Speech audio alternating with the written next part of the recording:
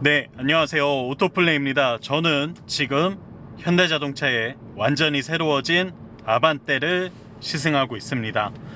이번 영상도 여러분들께 좀 빠르게 선보이기 위해서 아마 별도의 편집이라던가 임진각 파주 금천 방면 오른쪽 방향입니다. 편집 또는 자막 작업 없이 아마 바로 올려드릴 것 같아요. 그러니까 영상을 보시는데 조금 불편함이 있으시더라도 이 점 양해 부탁드립니다. 네, 좀 더 빠르게 아반떼의 이야기를 전해드리기 위함이니까요. 조금만 이해해 주시면 좋을 것 같고, 드디어 타보게 됐습니다. 완전히 새로워진 아반떼를 만나고 있는데요. 제가 지난 세대 아반떼가 처음 런칭했을 때 이 차를 타보고 굉장히 놀랐던 기억이 지금도 사실 좀 남아있어요. AD가 처음 출시됐을 때 시승차를 타보고는 와, 현대 아반떼가 이렇게도 좋아질 수 있구나 라는 걸 느끼면서 정말 놀랐었던 경험이 있는데요.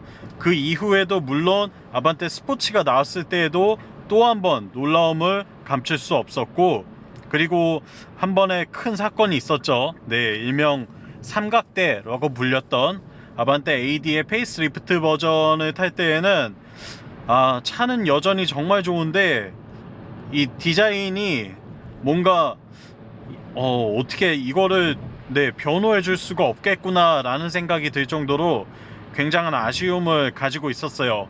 그리고 그렇게 시간이 1년 반 정도 흐르니까 드디어 아반떼가 온전히 멋진 모습으로 돌아온 걸 여러분들께 소개해드리게 되겠습니다. 네, 진짜 감회가 새롭고요.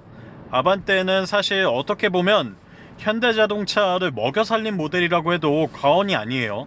현대자동차에서 정말 이 중추 역할을 하는, 이 판매 대수에서 굉장히 큰 숫자를 차지하고 있는 그런 핵심 모델인 만큼 정말 심혈을 기울여서 만들었다고 해도 과언이 아닌데요. 때문에 현대자동차가 가장 잘 만드는 차가 바로 이 아반떼이기도 합니다. 오랜 시간 동안 대중들에게 사랑받아 왔고, 또 세계 시장에서도 특히나 북미 시장에서 엘란트라라는 이름으로 많은 젊은이들에게 또 사랑받고 있는 차이기도 한데요. 그렇기 때문에 이 아반떼의 완성도가 현대자동차의 발전의 척도를 가늠할 수 있는 그런 지표라고 저는 생각하고 있고, 또 제 주위 분들에게도 그렇게 많이 말씀을 드리고 있어요. 그런 만큼 과연 이 새로워진 아반떼 CN7이 과연 어떻게 바뀌었는지 저도 정말 기대가 되고 설레는 마음으로 이 차의 시승회에 참석하게 되었습니다. 글쎄요, 제가 정말 이 완전히 새로워진 아반떼를 딱 처음 받고는 주차장을 나서는 순간부터 우선 처음에 첫인상 자체는 디자인이 정말 눈에 확 들어오죠. 그리고 왜 이전 모델이 삼각대였는지 알 수 있게 하는 완전히 새로워진 디자인을 보여주고 있습니다. 이전과는 비교도 할 수 없을 만큼 멋져진 모습이 특징이라고 할 수 있는데요. 외관 디자인의 변화는 말할 것도 없고, 이제는 인테리어 디자인도 완전히 바뀐 모습을 볼 수 있습니다. 예전에는 다소 투박하고 조금은 올드한 느낌이 들어서 아쉬움을 자아냈던 아반떼의 실내 공간이었는데, 그럼에도 불구하고 수긍할 수밖에 없었던 이유는 바로 이 차의 가격대와 포지션 때문이었죠. 대중적인 준중형 세단이기 때문에 모두를 만족시켜야 하고 어쩔 수 없이 생산 단가를 맞춰야 하는 이슈 때문에 그래, 이 정도면 됐지 라고 수긍하면서 넘어갔던 실내 공간에 대한 디자인의 아쉬움이 이제는 완전히 사라졌습니다. 이 차를 누가 과연 1000만원대부터 시작해서 2000만원 중반대 후반대에 위치한 대중적인 패밀리 세단이라고 할 수 있을까요? 정말 놀라울 만큼 실내 공간의 변화가 박수를 쳐주고 싶습니다. 반자율 주행 기능을 살짝 키고 가볼까요? HDA 기능을 활성화시켰고, 이제 박수를 자유롭게 쳐도 되겠죠? 정말 놀라운 실내 공간의 변화가 진짜 칭찬하고 싶은 첫 번째입니다. 특히 운전자 중심으로 꾸며진 콕핏이 아주 인상적이에요.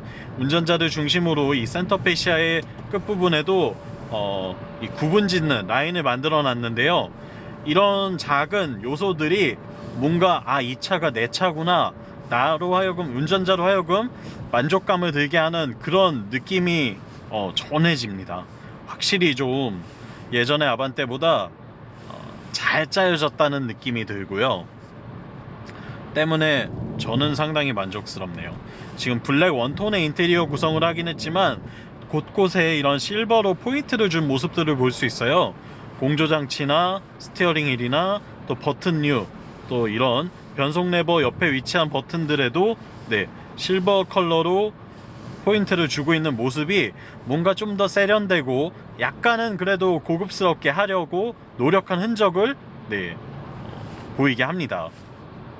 굉장히 만족스러운 실내 공간의 구성, 그리고 예전에는 상상도 할 수 없었던 10.25인치 풀컬러 디스플레이가 무려 2개나 들어가 있어요. 이 계기판도 이제는 뭐 슈퍼비전 클러스터 이런 것도 아예 필요가 없고 그냥 풀 LCD 클러스터가 들어가 있고요. 내비게이션도 예전보다 훨씬 넓어진 10.25인치 와이드 스크린을 적용하고 있습니다. 덕분에 뭐 운전자가 다양한 정보를 파악하는 데 있어서도 큰 만족도를 느끼게 하네요. 이렇게 설정에 따라서도 다양한 디스플레이를 보여주는데요. 이런 부분도 진짜 예전 아반떼에서는 좀 기대하기 어려운 부분들이었죠. 그리고 사실 저는 이 부분이 제일 궁금했어요. 도대체 아반떼가 세계 최초 공개됐을 때 사진으로만 보면서 대체 이게 뭐지라고 생각했는데 실제로 보니까 아무것도 없네요. 아무 역할도 하지 않고요. 그냥 무늬를 이렇게 넣어놨습니다. 원형으로 무늬를 넣어놓고 가로 줄을 약간 그어놨죠. 뭐 별다른 역할을 하진 않는데 제가 볼 땐 추후에 이 부분도 디스플레이로 활용할 수 있지 않을까 싶어요. 특히나 뭐 지금 예정되어 있는 아반떼 하이브리드라던가 또는 아반떼 N9 조금 더 고성능 모델 아반떼 N 등에는 이 부분에도 뭔가 다양한 디스플레이로 새로운 시도를 할 수 있지 않을까 조금 추측해보게 되네요. 기대를 좀 해보게 되고요. 에어컨 공조장치는 뭐 좌우 독립 형태로 구성되어 있고 이 부분은 크게 달라지지 않았네요.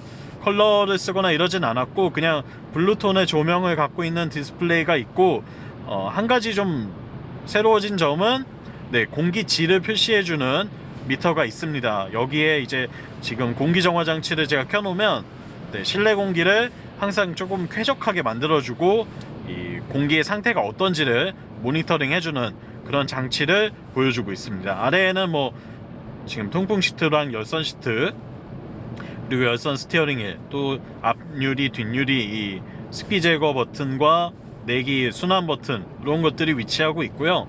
그 아래에는 USB 단자랑 C가잭 그리고 이 무선 충전 단자가 있어요. 무선 충전도 물론 할 수 있게 되어 있고 변속 레버는 시프트 바이 와이어는 쓰지 않았어요. 아무래도 이 고급 차량들 또는 뭐 중형급 이상의 세단들 SUV와는 다르게 기존의 이 물리적인 변속 레버를 사용하고 있는데 어떻게 보면 저는 이쪽이 더 좋습니다. 사실 직관적이거든요. 또한 이 다이얼 변속 레버나 버튼식 변속 레버에 대해서 아직 익숙하지 않으신 분들이 꽤 많기 때문에 적어도 아반떼라면 이 구성을 취하는 게 저는 맞다고 생각하네요.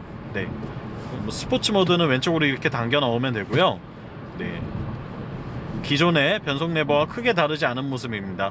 다만 이 레버 디자인이 굉장히 그립감이 좋아요. 이렇게 잡는 게 아니고 이렇게 그냥 내 손을 얹기만 하면 작동할 수 있도록 되어 있어서 이런 부분도 상당히 마음에 드네요. 또 그 옆에는 드라이브 모드 변경 버튼이 있고 드라이브 모드에 따라서 계기판도 다양한 디스플레이를 보여주는 모습을 볼 수 있어요.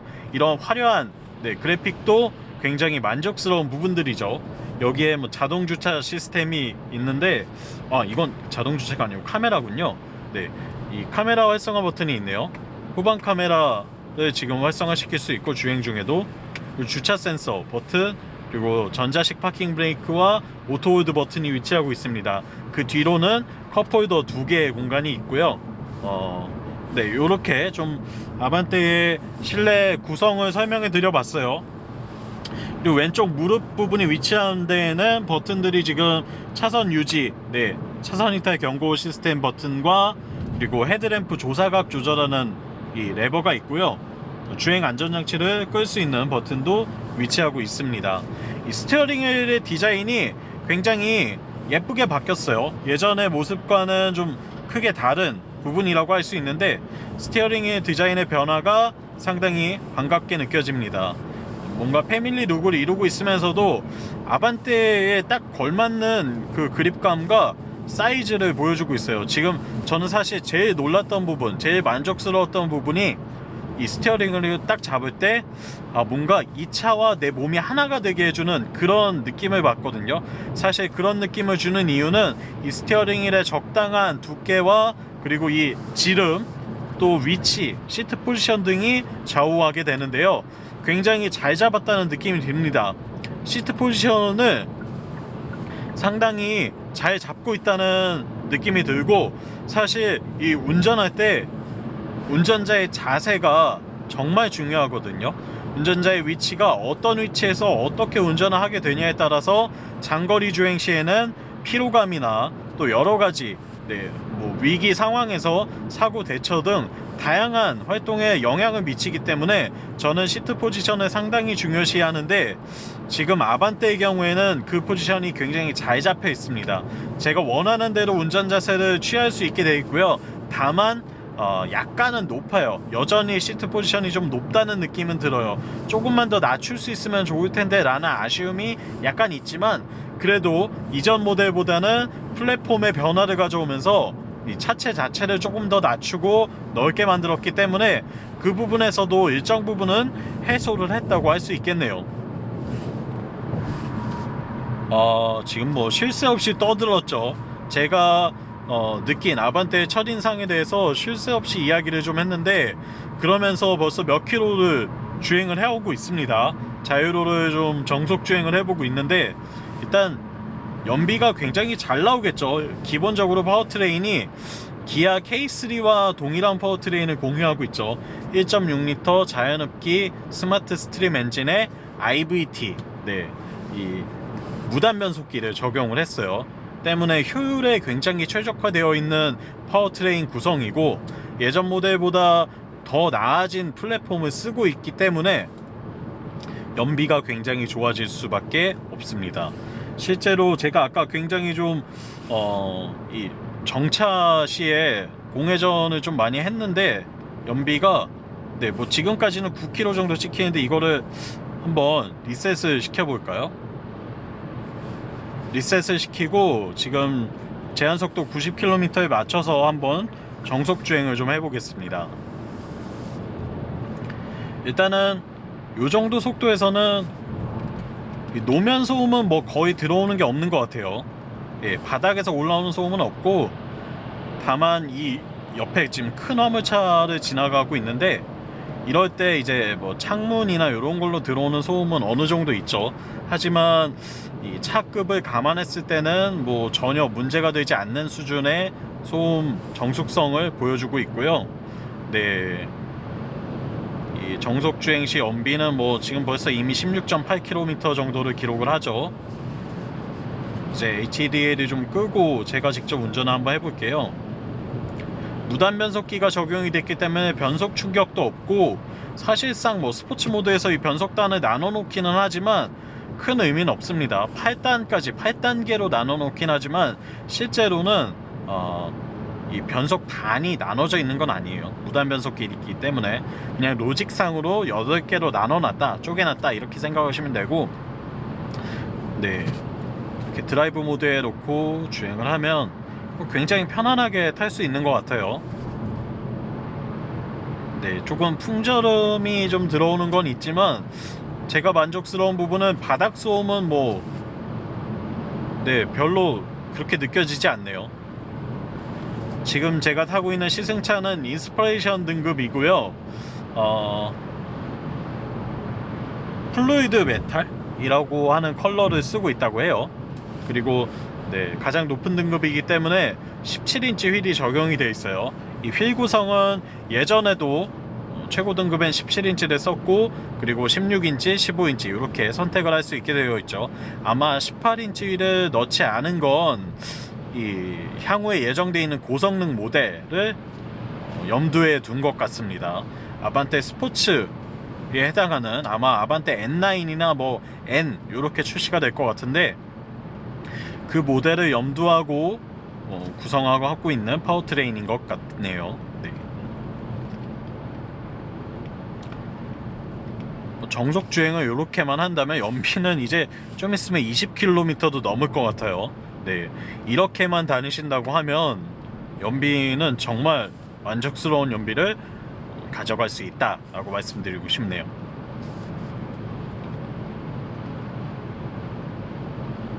지금 뭐 바깥에 사실 바람이 굉장히 많이 부는 날씨거든요. 그래서 제가 느끼는 이 바람 소리가 조금 더 강조되는 걸 수도 있겠습니다. 이 차의 파워트레인 이야기 조금 더 해볼게요. 스마트 스트림 엔진이라서 최고 출력이 123마력 정도 되고, 최대 토크는 약 15kgm 정도를 발휘하고 있죠. 사실 아반떼가 지지난 세대, 그러니까 5세대 모델일 때는 엔진을 GDI 직분사 엔진을 쓰면서 최고 출력을 140마력 정도까지 높였어요. 그랬다가 다시 엔진의 출력을 지금 낮추게 됐죠. 123마력의 MPI 방식을 쓰는 스마트 스트림 엔진을 넣게 됐는데, 저는 이 출력을 낮추더라도 차량의 내구성이나 그리고 연비 효율 여러 가지에서 굉장한 이점을 얻고 있는 이 파워트레인이 아주 만족스럽다고 평가하고 싶습니다. 예전에 140마력짜리 엔진은 사실 조금 애매하게 과했어요. 이건 스포츠 모델도 아니고 노멀 모델로 타기에는 출력이 조금은 여유로운데, 반면에 이제 GDI를 쓰면서 직분사 엔진을 쓰면서 얻게 되는 그런 단점들을 같이 안고 가야 했거든요. 가령 뭐 정차 시에 칙칙칙칙 거리는 그런 인젝터 소음이라던가, 또는 이제 카본 슬러지가 쌓이는 문제도 있고요. 여러가지 GDI 엔진만의 단점들을 그대로 안고 가야 했거든요. 사실 그만한 출력을 낼 필요가 없는 차인데 그런 엔진을 얹고 있었기 때문에 저는 좀 아쉽다고 생각했는데, 역시나 현대자동차에서도 이를 좀 알고 있었는지 MPI 엔진으로 다시 돌아오면서 여러가지 장점들을 얻었습니다. 덕분에 엔진의 소음도 굉장히 많이 줄었어요. 인젝터에서 발생하는 소음이 없다 보니까 이 소음 면에서도 엔진이 굉장히 정숙해졌고, 연비도 더 좋아졌어요. 이 무단 변속기를 같이 적용하면서 효율을 좀 높인 게 아닐까 싶고, 여러모로 제가 볼 때는 사실 출력의 손실도 별로 없거든요.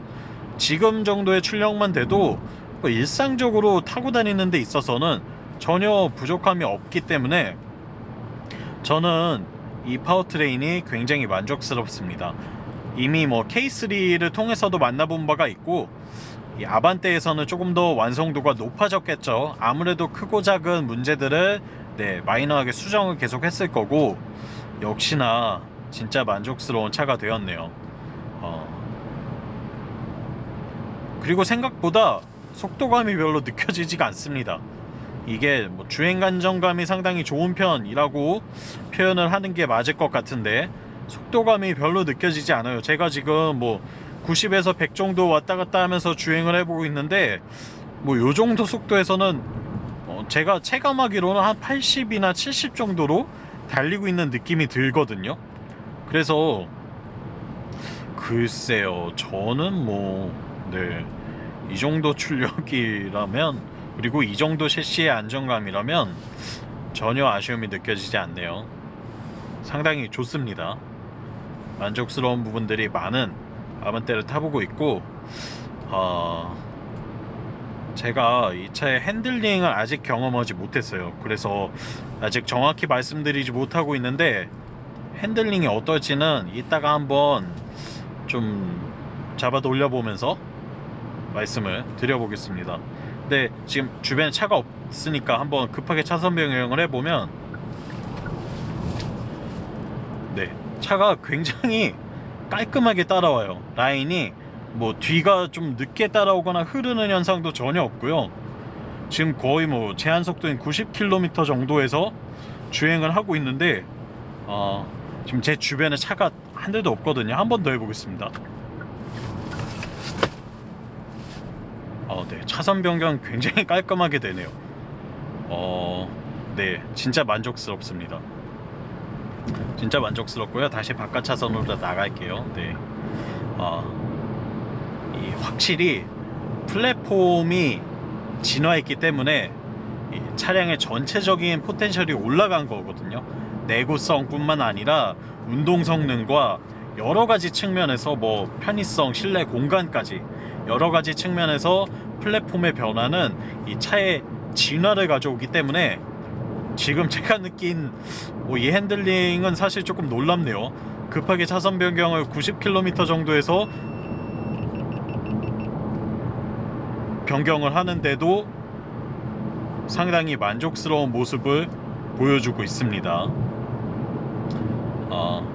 이 부분은 아주 좋은 것 같네요. 이 정도 포텐셜이라면 제가 볼 때는 이미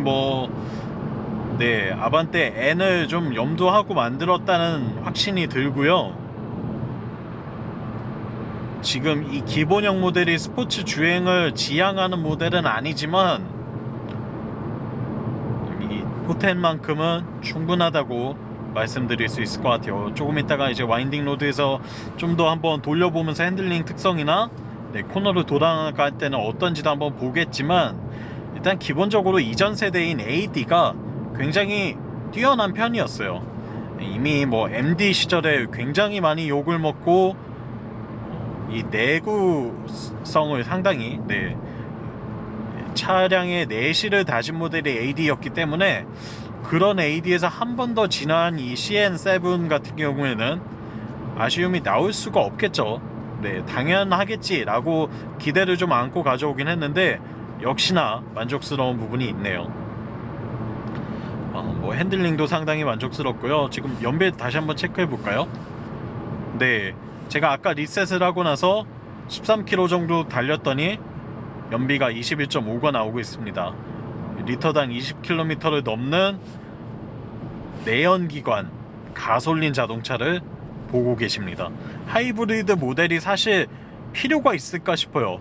아반떼 하이브리드가 예정돼 있다고는 하는데 저는 이 정도면 하이브리드를 뭐하러 타야 되지? 라는 생각이 들거든요. 차라리 완전 전기차라면 또 모를까, EV가 아닌 이상 HEV의 필요성은 사실 잘 못 느끼겠네요. 이 정도 연비라면 말이죠. 지금까지 이 차를 탄 경험으로는 사실 하이브리드보다 저는 고성능 모델이 훨씬 더 기다려집니다. 차를 얼마나 더 재밌게 만들었을지, 벨로스터 M보다도 더 재밌을 거고 지금의 이 아반떼보다도 훨씬 더 스포티할 테니까요. 그런 부분들을 따져볼 때는 정말 만족스러울 것 같다고 감히 확신하게 되네요. 진짜 혹시나 했는데 역시나인 것 같습니다. 아반떼는 사실 잘 안 나오기가 되게 힘든 차죠. 이 차를 말아먹는 순간 현대자동차는 회사에 운이 다 했다고 봐도 될 정도로 정말 중요한 모델이거든요. 속도를 코너에서 좀 줄이지 않고 돌아나가 봐도 요 정도에서는 사실 한계치를 느끼기 좀 어렵긴 하지만 굉장히 좀 재밌게 탈 수 있는 차가 탄생했다고 말씀드릴 수 있을 것 같아요. 여러분도 직접 아마 이 시승기를 보시고 나면 반드시 시승을 해보시겠죠. 브레이크 성능도 나쁘지 않네요. 반드시 시승을 해보시기를 추천드리고 또 당연히 시승을 해보실 텐데, 제가 말씀드리는 부분들이 뭔지 한번 직접 느껴보시면 더 감이 잘 오실 것 같아요. 드라이브 모드를 한번 바꿔볼까요? 사실 뭐 근데 지금 드라이브 모드를 바꾼다고 해서 이 차가 크게 변화가 생기는 차는 아니거든요.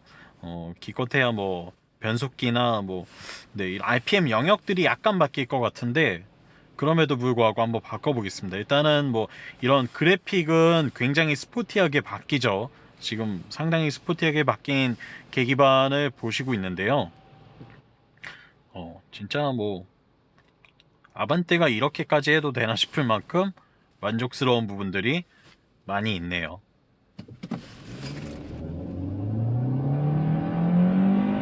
네, 제한속도 내에서 한번 가속을 해봤는데, 급가속을 해봤는데 가속력 같은 경우에는 좀 아쉬움이 있긴 있습니다. 하지만 이 차가 기본적으로 달리기 위해 나온 차가 아니라는 걸 생각해보면 이 정도면 일상적으로 타는 데는 충분합니다. 전혀 뭐 부족함 없고요. 다만 내가 진짜 RPM을 한 4000 이상 쓰면서 타시겠다 하는 분들은 당연히 아쉬움이 있겠죠. 더 잘 나가야 되는데. 네, 그런 아쉬움은 있지만 아무래도 이 변속기 세팅만 봐도 사실 무단 변속기를 쓰고 있어요. 그렇기 때문에 이 차가 어떤 지향점을 갖고 있는지 한 번에 알 수 있게 해주죠. 그런 차라서 제가 볼 때는 뭐 이런 가속력에 대한 아쉬움은 뭐 단점으로 지적할 만한 문제는 아닌 것 같아요. 그리고 사실 핸들링이 굉장히 재밌어졌기 때문에 가속력까지 이런 기본 모델에서 바라는 건 조금 무리죠. 향후에 출시될 터보 엔진 장착 모델을 한번 기대해 보시기 바라고요. 좀 더 스포티한 차를 원하시는 분들이라면. 하지만 일상적인 패밀리카 혹은 뭐 나만의 차, 데일리카, 출퇴근용 요런 걸로 생각하시는 분들이라면 진짜 좋은 차가 나온 것 같습니다. 뭐 영상에 다 담지는 못할지 모르겠지만 다양한 첨단 편의 사양들도 만나볼 수 있어요. 현대 카페이라고 하는 차 안에서 결제를 할 수 있는 시스템이라던가, 또는 스마트폰으로 차 문을 열 수 있는 이제 차키 없이도 탈 수 있는 그런 기능이라던가, 뭐 다양한 첨단 기능들이 들어가 있죠. 그래서 그냥 스마트폰이 자동차가 됐다고 보셔도 될 것 같아요. 이제는 아반떼를 스마트 디바이스로서 대하셔도 충분할 것 같다는 생각이 들고요. 이게 조롱의 대상이 아니라 차량의 기본기는 당연히 갖추고 있으면서 그런 첨단 하이테크 기능들까지 넣었다라고 보시는 게 맞을 것 같습니다.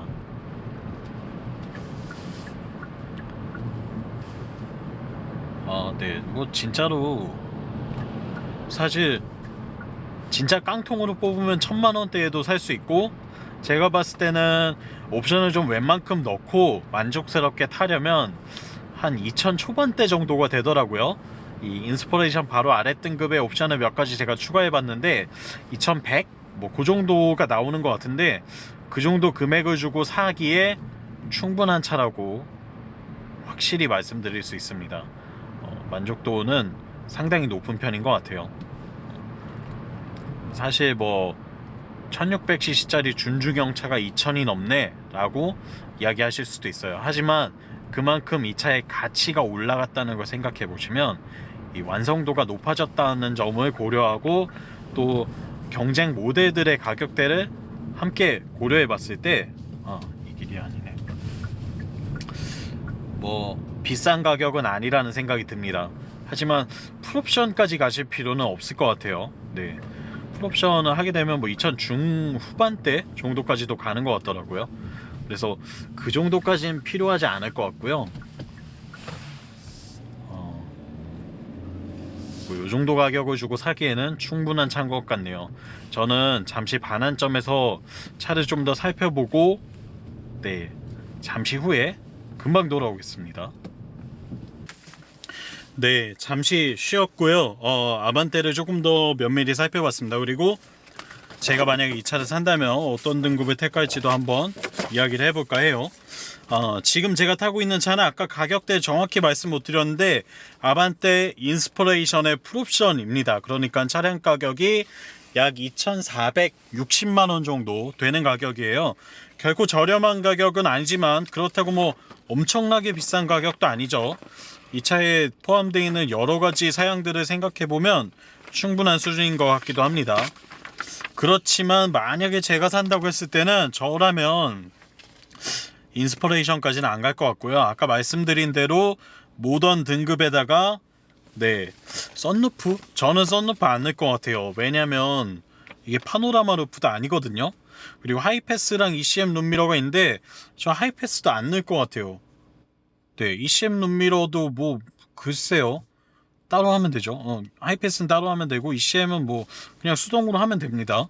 인포테인먼트 내비 이거는 있는 게 좋겠죠. 이게 없어지면 아마 뭐 카플레이나 안드로이드 오토 등도 쓰기 어려울 테니까 인포테인먼트 내비를 넣는 게 좋을 것 같고, 통합 디스플레이 진짜 탐나긴 하는데요. 제가 아반떼를 탄다면 넣진 않을 것 같습니다. 그리고 플래티넘 플러스, 플래티넘 플러스가 뭔지 한번 살펴볼까요? 보스 사운드의 무선 충전의 디지털 키. 보스 오디오 아마 이 차를 구매하시려는 분들께는 굉장히 매력적인 오디오일 수 있어요. 하지만 저는 조금 더 합리적으로 가서 이것도 안 넣을 것 같아요. 그리고 17인치 알로이 휠 이거는 저는 겉보기엔 좀 더 예뻐 보여야 되니까 넣을 것 같습니다. 하지만 16인치도 충분하고 오히려 16인치가 연비는 더 좋다는 거 이거 명심하셔야 되고요. 스마트 센스 사실 반자율 주행을 쓰고 싶은 분들이라면 넣으시는 게 좋아요. 그리고 현대 스마트 센스는 굉장히 높은 수준의 기술력을 갖고 있기도 하죠. 하지만 저는 아반떼 타면서 반자율 주행 기능까지 넣지 않을 것 같아요. 익스테리어 디자인 이거는 LED 헤드램프가 포함되어 있기 때문에 저는 아까도 말씀드렸다시피 밖에서 봤을 때 예뻐야 되니까 요건 넣을 것 같습니다. 그리고 컴포트 1은 보면 앞좌석 편의에 동승석 통풍 시트가 있네요. 사실 그래도 옆자리에 탄 사람도 통풍 시트를 누리게 해줄 수는 있어야겠죠. 뒤에까진 아니더라도. 그러니까 이건 넣을 것 같아요. 사실 뭐 저한테 운전석 메모리 시트나 운전석 전동 시트는 별로 그렇게 필요하지 않은데 동승석 통풍 때문에 어쩔 수 없이 넣어야 될 것 같습니다. 그리고 뒷좌석 편의는 뒤에 열선 시트를 넣어주는 건데 전 뒤에 사람 태울 일도 없고요. 뒷좌석에 열선 시트 필요 없을 것 같습니다. 저는 안 넣을 것 같아요. 그러면 정리해보면 저는 모던 등급인 1899만원 사양의 인포테인먼트 내비 125만원을 넣고 17인치 휠 50만원을 넣고 익스테리어 디자인 70만원을 넣으면 245만원, 여기에 컴포트 1을 넣어야 되니까 317만원 맞나요? 제가 지금 암산으로 하고 있어서 이게 틀릴까봐 되게 걱정되는데 편집도 못하는데 317만원을 1899에 더한다면 2216만원이 맞겠죠? 2216만원이 되네요. 뭐 그래도 합리적으로 한다고 했는데 어쨌든 2200만원 정도가 됐습니다. 근데 사실 풀옵션이 2400 정도니까 한 200 몇십만원 정도 차이인데 그 정도라면 그냥 할부금을 조금 더 내는 걸로 해서 36개월 기준으로 한 월 10만원도 안 되죠. 한 7만원 요 정도인 것 같은데 뭐 커피 좀 안 사 먹고 더 아껴서 풀옵션 하신다면 뭐 그것도 좋은 선택일 것 같긴 해요. 하지만 조금 더 합리적으로 구성하고 싶다 싶은 분이라면 요 정도 조합이 어떨까 추천드려요. 저 같으면 2200만원대의 요 등급으로 할 것 같아요. 아반떼 가격대에 대해서도 좀 이야기를 해봤습니다. 보니까 사실 옵션을 여러가지 다 넣었을 때랑 그리고 좀 합리적으로 했을 때랑 크게 차이는 없는 것 같아요. 그래서 이러면 그냥 풀옵션 하는 게 낫겠는데? 싶은 그런 가격대의 구성을 갖고 있네요. 아무래도 상품팀에서 일부러 그걸 좀 노린 것 같습니다.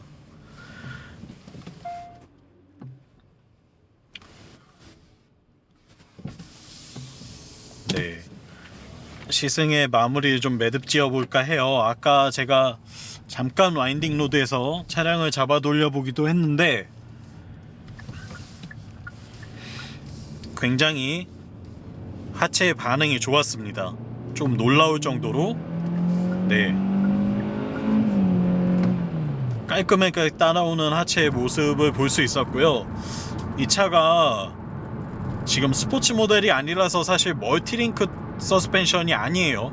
후륜 서스펜션이 토션빔 방식을 취하고 있는데도 불구하고 굉장히 스포티한 움직임을 잘 보여줘요. 그래서 좀 놀랍기도 했습니다. 근데 뭐 토션빔이 꼭 나쁜 건 아니에요. 이미 수입 브랜드들에서도 핸들링 좋기로 소문난 푸조 같은 브랜드도 토션빔을 굉장히 잘 쓰고 있고, 또 토요타도 토션빔 서스펜션을 여러 차종에 다양하게 잘 쓰고 있죠. 단점도 있지만 장점도 분명히 있는 방식이라서 이게 무조건 나쁘기만 한 건 아니고요.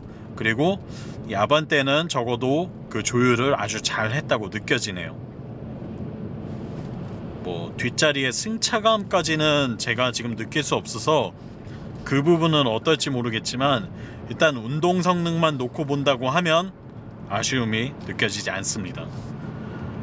굉장히 좀 만족스러운 현대 아반떼를 직접 만나보고 있고요. 글쎄요, 저는 2천만원대 초중반에서 차를 사야 하는 분들에게 제 지인이라고 하면 이제는 무조건 추천해줄 차가 딱 하나 생긴 것 같습니다. 바로 이 아반떼일 것 같아요.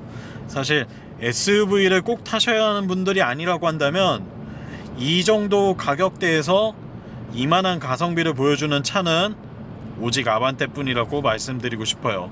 SUV로 좀 많이 눈을 돌리실 텐데 그 차들은 글쎄요, 제가 봤을 때는 아반떼의 가성비에 따라오지 못할 것 같네요.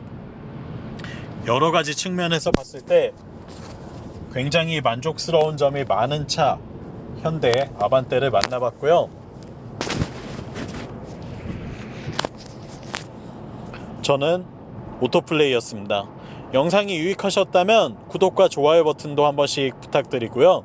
그리고 또 궁금한 점이 있으시면 제가 언제든 답변 달아드릴 테니까 편하게 댓글로 물어봐 주시면 됩니다. 오늘도 영상 시청해 주셔서 감사하고, 저는 다음번에 또 재밌는 차량의 시승기로 다시 돌아오겠습니다. 그럼 다음번에 또 만나요. 안녕.